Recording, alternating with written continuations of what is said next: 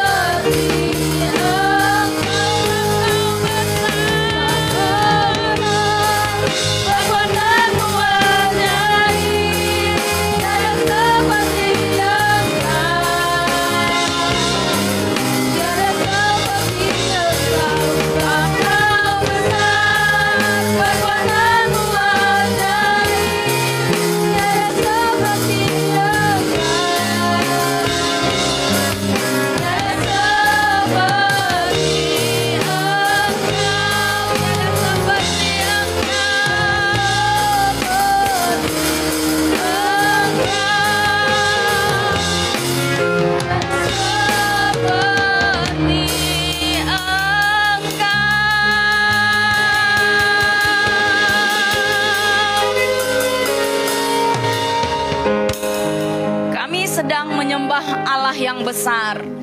Kami sedang menyembah Allah yang mampu melakukan keajaiban dalam hidup kami. Kami sedang meninggikan Engkau pada pagi hari ini ya Bapa. Kami percaya Engkau ada di tengah-tengah kami. Engkau Allah yang tidak terbatas. Pada pagi siang hari ini kami datang ke hadapan-Mu.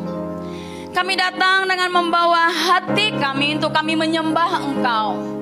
Kami sedang membawa seluruh hidup kami untuk ada di hadapan-Mu Tuhan. Untuk kami memuji dan meninggikan Engkau pada saat pagi siang hari ini. Terima kasih Bapa. Ambil alih waktu dan kesempatan ini sehingga Engkau bekerja bagi setiap kami. Kami percaya Engkau tidak terbatas. Dengan kesempurnaan-Mu Tuhan, Engkaulah yang menyempurnakan setiap perkataan yang keluar daripada mulut hamba-Mu. Ambil alih seluruh ruangan ini, hati pikiran kami, biar tertuju hanya kepada Engkau saja ya Bapa. Terima kasih Tuhan. Kami siapkan hati kami untuk kami mendengar kebenaran firman Allah. Biar firman-Mu boleh bertumbuh dalam hidup kami. Di dalam nama Tuhan Yesus Kristus kami berdoa dan mengucap syukur. Haleluya. Amin. Puji Tuhan, mari kita baca bersama-sama di dalam 1 Raja-Raja pasal yang ke-17, ayat yang ke-7 sampai ayat yang ke-16. Puji Tuhan, kita sudah membaca cerita janda Sarfat dalam 1 Raja-Raja pasal 17 ayat 7 sampai 16. Firman Tuhan pada siang hari ini saya beri judul obat penawar buat racun yang mematikan. Kalau berbicara obat penawar, pada saat seseorang dalam keracunan, otomatis dia pasti akan mencari obat penawar. Sebegitu susah sekalipun obat penawar itu untuk kita dapatkan, kita akan berjuang. Betul? Kita tidak akan menyerah. Kita tidak akan berpangku tangan dengan situasi yang sedang kita hadapi. Walaupun harus mengeluarkan segepok uang, walaupun harus menghabiskan tenaga, walaupun harus ditempuh dengan waktu yang sekian lama, kita rela untuk melakukannya. Kenapa? Demi untuk mendapatkan penawar tersebut. Apapun akan kita lakukan. Saat ini situasi dunia, COVID yang melanda, semua negara sedang sibuk ingin membuat antivirus. Apa yang dilakukan? Dikumpulkan orang-orang hebat, dikumpulkan orang-orang pintar, didatangkan bahan untuk membuat antivirus. Semua dilakukan oleh setiap negara. Untuk apa? Hanya untuk mendapatkan antivirus. Segala sesuatu akan kita perjuangkan pada saat kita sedang ada dalam keracunan tersebut. Kenapa saya katakan racun yang mematikan? Gara-gara persoalan, kekhawatiran, masalah hidup, orang bisa bunuh diri. Orang bisa menjadi gila. Orang bisa menjadi tidak bisa makan, tidak bisa tidur.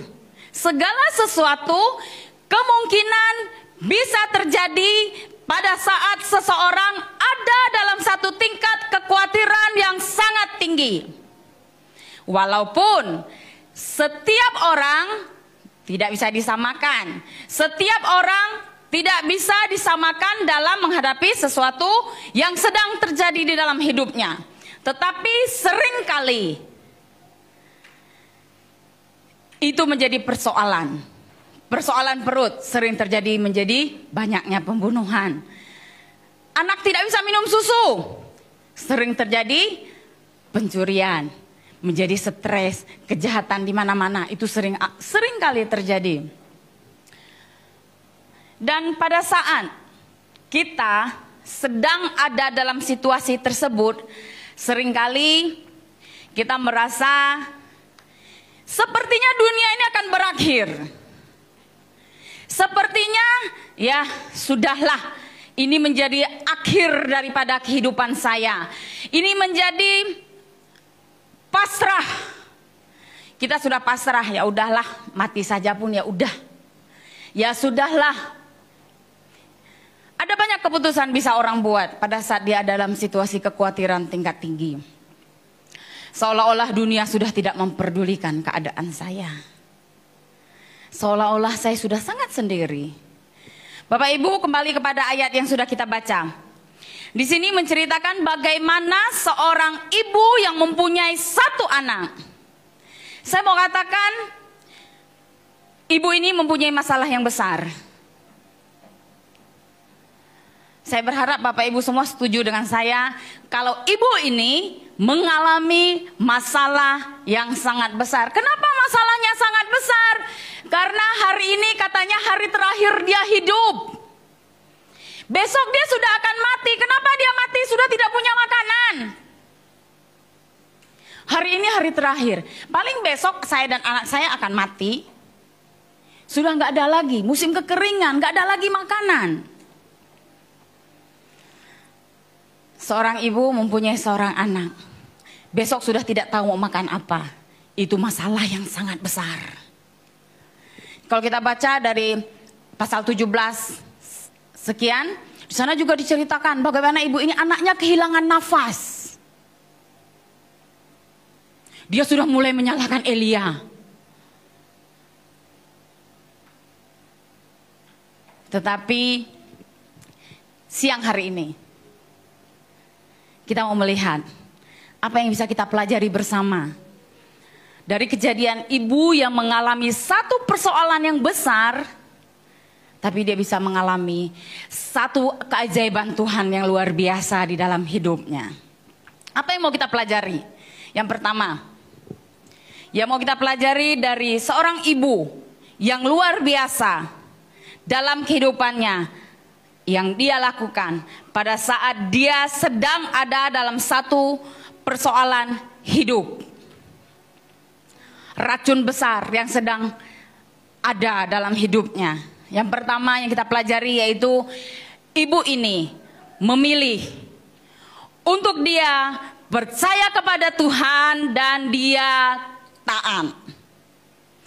Percaya dan taat itu merupakan satu kesatuan yang tidak dapat dipisahkan. Kenapa? Bisakah orang percaya tanpa dia taat? Bisa. Bisakah dia mengatakan, saya percaya Tuhan punya kuasa, tetapi hatinya tidak taat kepada Tuhan? Itu bisa terjadi.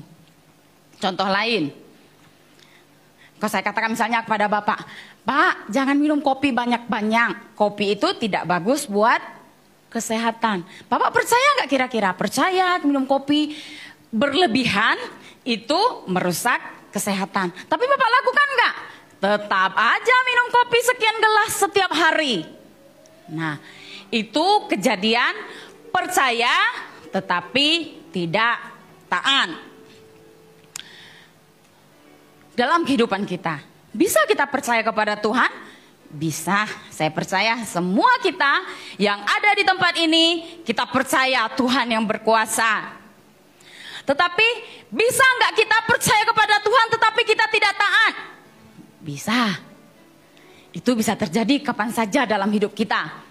Contoh lain mungkin, pada saat berapa hari yang lalu dengar seorang ibu cerita HP-nya hilang. Pada saat dia pergi, katakan seperti ada suara bilang, jangan taruh HP di kantong motor di depannya.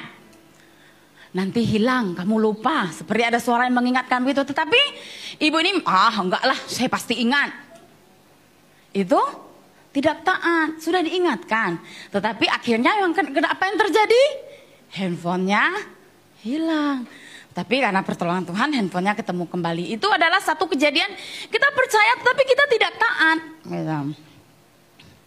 Kita melihat kembali kepada seorang ibu ini. Di dalam ibu ini dia percaya dan dia taat kepada apa yang dikatakan oleh Elia. Jika kita baca selanjutnya ayat itu bagaimana Tuhan katakan, dia melakukan apa yang Tuhan perintahkan. Apa yang Elia katakan saat itu dia lakukan. Tidak terjadi negosiasi di antara ibu dan Nabi Elia. Kenapa saya katakan tidak negosiasi? Sering kali saya punya anak nih belum makan, tapi makanannya terakhir. Elia katakan apa? Buatlah terlebih dahulu untukku, kemudian baru buat kamu dan anakmu. Secara manusiawi kita akan berpikir, Nabi Elia, anak kecil dululah yang dikasih makan. Kita ini kan orang dewasa, masih kuatlah menahan 1-2 jam kembali, menahan untuk saya memasak kembali. Tetapi itu tidak dilakukan oleh ibu ini. Dia memilih percaya dengan apa yang dikatakan oleh Nabi Elia dan dia taat. Dia langsung melakukan semua yang diperintahkan Nabi Elia dengan tidak terjadi negosiasi di antara Nabi Elia dan ibu yang ada di Sarfat ini. Seringkali kita menjadi orang percaya terlalu banyak negosiasi di antara kita dengan Tuhan. Saya mau melayani Tuhan asalkan terjadi begini. Saya mau begini asalkan saya begini. Saya mau begini asalkan saya begini. Terlalu banyak negosiasi di antara kita dengan Tuhan. Itu seringkali terjadi. Tetapi pada siang hari ini, mari kita belajar. Pada saat kita percaya dan taat kepada apa yang menjadi Tuhan perintahkan untuk kita, jangan terjadi negosiasi di antara kita dengan Tuhan. Kita mau percaya jalan Tuhan jalan yang terbaik bagi setiap kita. Tuhan tidak menyesatkan. Dia tidak akan menjerumuskan kita. Tuhan sudah merencanakan sesuatu bagi setiap kita tanpa harus kita berpikir.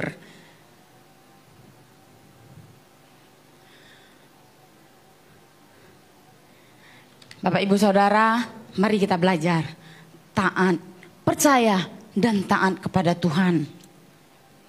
Belajar merendahkan diri. Seringkali yang menjadi persoalan untuk kita begitu susah.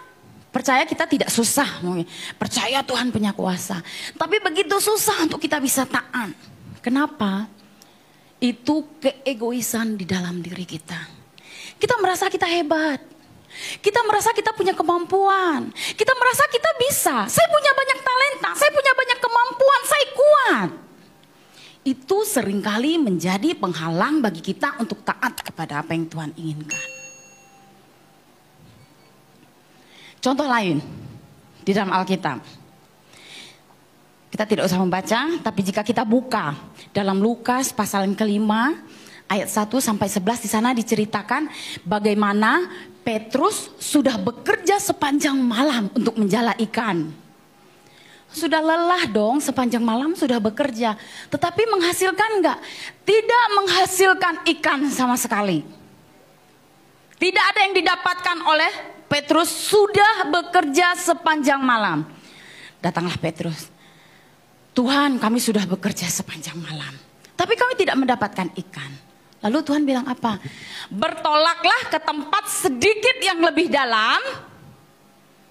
Kira-kira kalau Petrus sudah mendengar itu dan dia tidak mau taat. Ah Tuhan, udah capek loh aku nih sepanjang malam. Ini kira-kira bahasanya begitulah ya. Udah capek loh aku sepanjang malam bekerja menjala ikan. Nggak tidur. Masa Tuhan suruh lagi ke tempat yang lebih dalam? Tetapi Petrus memilih untuk dia taat apa yang Tuhan perintahkan saat itu. Dia pergi, dia menjebarkan jalannya ke tempat yang lebih dalam. Apa yang terjadi? Petrus mendapatkan ikan yang banyak, berlimpah-limpah sampai perahunya sudah nggak muat untuk simpan ikan. Dia panggil lagi teman-temannya untuk ikut menangkap ikan yang banyak. Petrus memilih untuk percaya, dia ceritakan kepada Tuhan. Tapi dia juga memilih untuk taat pada saat disuruh untuk bertolak ke tempat yang lebih dalam. Walaupun itu mungkin membuat badannya terasa capek, lelah, tapi dia memilih untuk taat. Maka dia melihat keajaiban Tuhan yang luar biasa yang terjadi.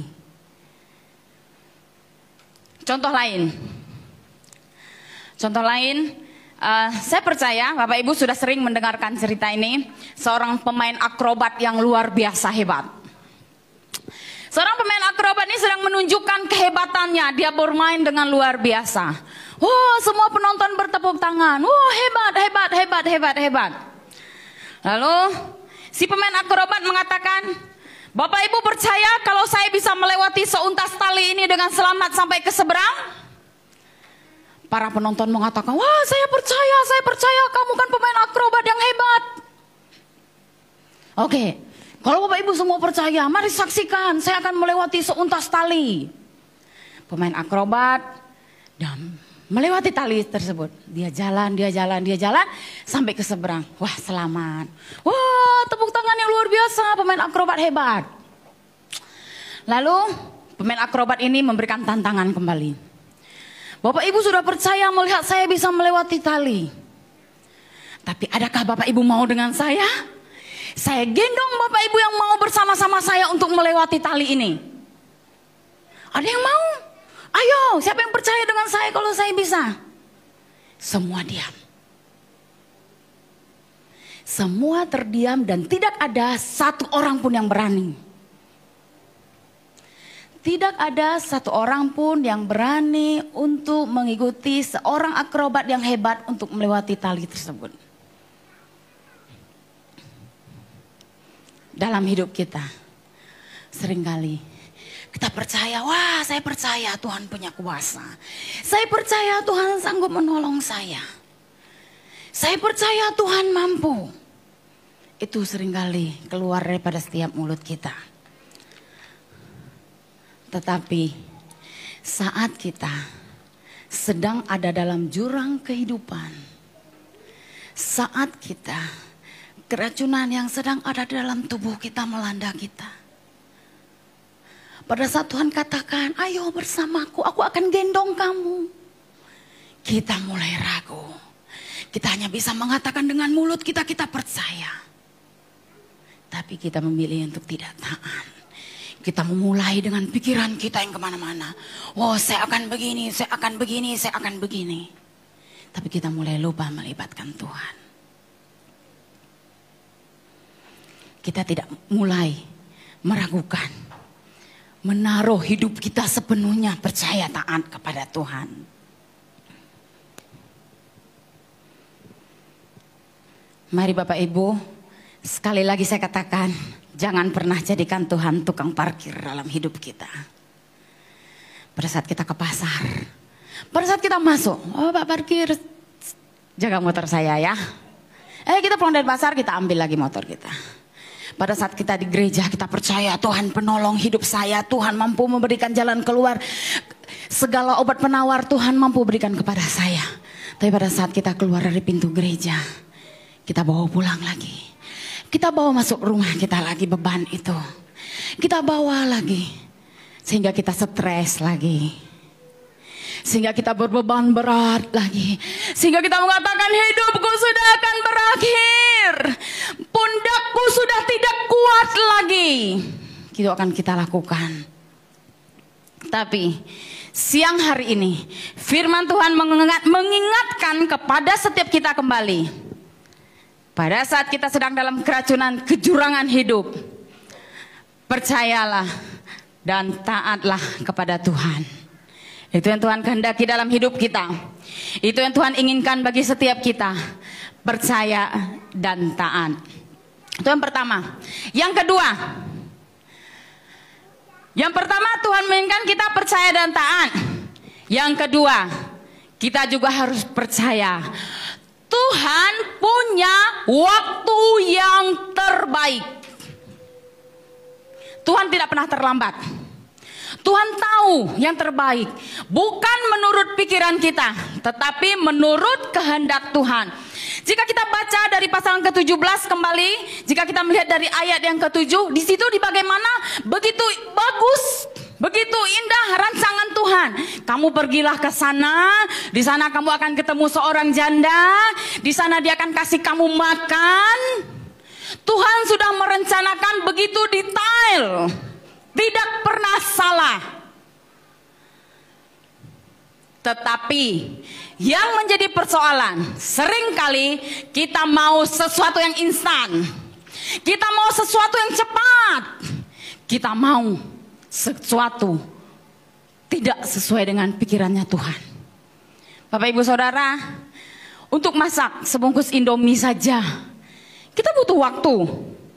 Kita perlu nyalain kompor. Kita perlu siapkan wajan.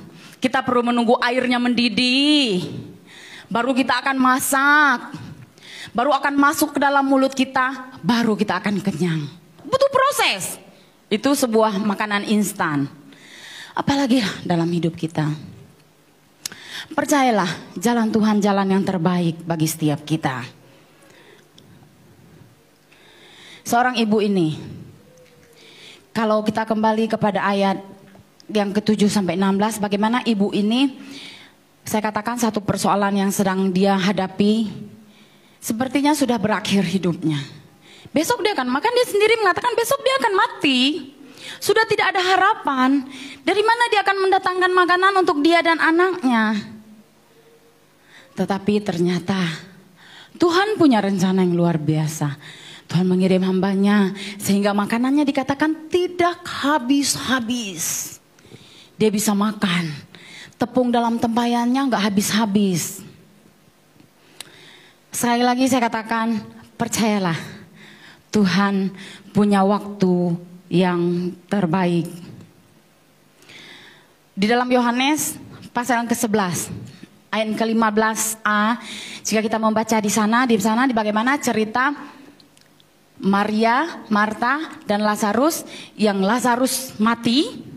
Dan Marta dan Maria katakan, Tuhan cepat datang, sahabatmu Lazarus sudah mau mati. Tetapi apa yang terjadi? Tuhan tidak datang. Tapi Tuhan datang 4 hari kemudian. 4 hari kemudian Tuhan datang untuk menemui Marta dan Maria. Marta dan Maria mungkin dongkol. Kenapa tidak datang dari beberapa hari yang lalu? Kalau Tuhan datang dari beberapa hari yang lalu, pasti Lazarus tidak akan mati. Itu pikiran Maria dan Marta. Tetapi apa yang Tuhan rencanakan di sana? Bagaimana Lazarus dibangkitkan? Tetapi ayat ke-15a dikatakan di sana, Tuhan katakan dia tidak datang karena supaya kalian percaya. Sehingga Lazarus bisa dibangkitkan, dan ada banyak orang mata telinga melihat kemuliaan Tuhan. Menurut kita waktu yang tepat, tapi itu belum tentu tepat menurut Tuhan.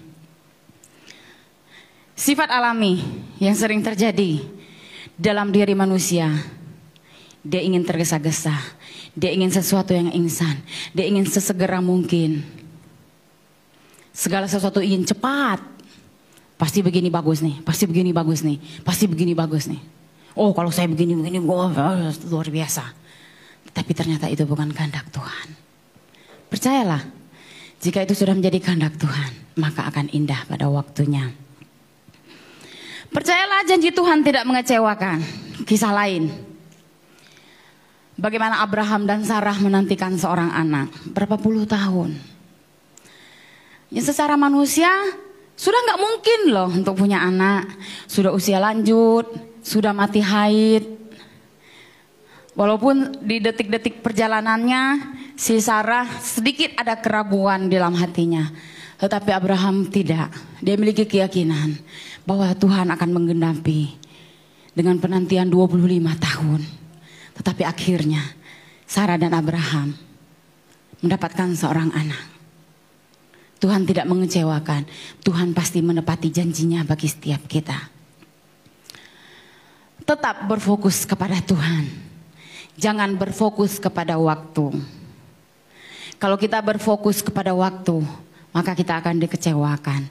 Tetapi pada saat kita berfokus kepada Tuhan, maka kita akan berkemenangan. Amin. Jangan berjalan dalam keraguan, tapi berjalanlah di dalam kepastian. Yakinlah Tuhan ada bersama kita, dan jalan Tuhan, jalan yang terbaik. Jalan Tuhan, bukan jalan kita, sekalipun sulit. Pujian katakan, waktu Tuhan, waktu yang terbaik. Lewati berbagai persoalan hidup. Tetapi percayalah, Tuhan yang akan menolong kita untuk mengangkat kita melewati badai persoalan hidup, mengangkat segala apapun yang menjadi kekhawatiran, ketakutan, kecemasan, kekhawatiran dalam diri kita. Libatkan Tuhan dan percaya waktu Tuhan, waktu yang terbaik. Puji Tuhan. Kita sudah belajar 2 hal. Yang pertama, yang Tuhan inginkan kita percaya dan taat. Yang kedua, kita percaya waktu Tuhan, waktu yang terbaik. Terakhir,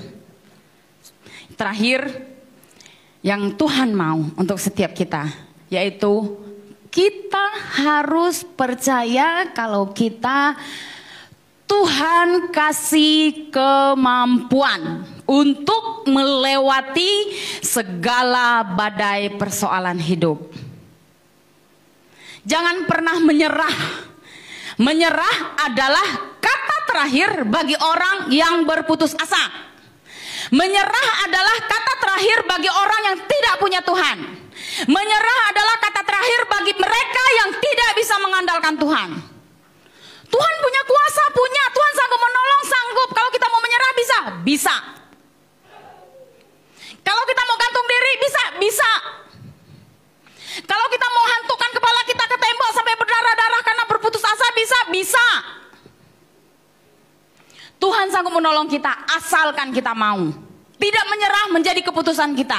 Percaya Tuhan kasih kita kemampuan untuk kita melewati itu. Aduh Tuhan, kakiku sudah tidak kuat untuk berdiri. Aduh Tuhan, aku sudah mau mati rasanya. Berseru kepada Tuhan, maka Tuhan akan mengangkatmu, menguatkan kakimu untuk kau berdiri teguh dan melihat pekerjaan Tuhan yang Tuhan kerjakan dalam hidup kita. Percayalah, kalau Tuhan izinkan untuk kita melewati satu persoalan yang sangat besar, yang mustahil bagi kita untuk kita bisa kerjakan, yang mustahil bagi kita untuk kita bisa lewati, kalau Tuhan izinkan itu terjadi, kita akan melihat kemuliaan Tuhan yang besar itu melalui diri kita. Kita akan melihat bagaimana Tuhan menolong saya. Kita akan melihat bagaimana pekerjaan Tuhan yang luar biasa untuk kita bisa rasakan. Tuhan hebat, iya. Tuhan punya waktu yang terbaik, iya. Kalau kita tidak membuka hati dan tangan kita, kita menganggap hidup saya sudah berakhir Tuhan. Saya sudah mati. Saya sudah tidak bisa lagi. Itu bisa. Ya, kita mati dalam kekonyolan. Ya udah pasrah aja. Kita tidak akan melihat apa-apa.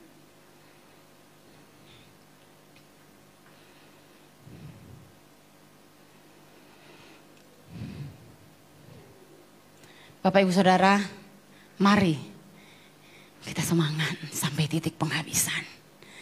Mari kita berjuang, berperang sampai nafas habis. Sampai nafasku habis, aku akan tetap percaya kepada Tuhan. Aku akan melihat pekerjaan dalam Tuhan. Dan aku percaya Tuhan tidak membuat aku mati konyol. Percaya Tuhan tidak mempermalukan aku pada saat aku percaya dan mengandalkan Tuhan. Kalau Tuhan izinkan segala sesuatu terjadi di luar akal kita, di luar kemampuan kita, jangan menyerah. Tetap percaya, taat kepada Tuhan, dan yakinlah waktu Tuhan, waktu yang terbaik. Amin. Amin Bapak Ibu Saudara. Puji Tuhan. Kita sudah di penghujung. Kita sudah akan mengakhiri. Tapi saya mau katakan sekali lagi Bapak Ibu Saudara, mari kita kuat dalam Tuhan. Banyak persoalan, iya. Mungkin Bapak Ibu Saudara bisa katakan, ibu mah enggak ngerti persoalan yang aku hadapi. Cobalah kalau ibu ada di posisi aku. Cobalah kalau ibu yang seperti aku hadapin persoalan yang begini-begini. Ya benar, semua kita beda. Persoalan yang saya hadapi dan Bapak Ibu hadapi itu berbeda-beda. Tapi percayalah, kemampuan daripada Tuhan ada atas setiap kita. Sehingga kita kuat melihat, setiap kita akan melihat bahwa kemuliaan Tuhan ada atas setiap kita. Kekuatan Allah ada atas setiap kita. Amin.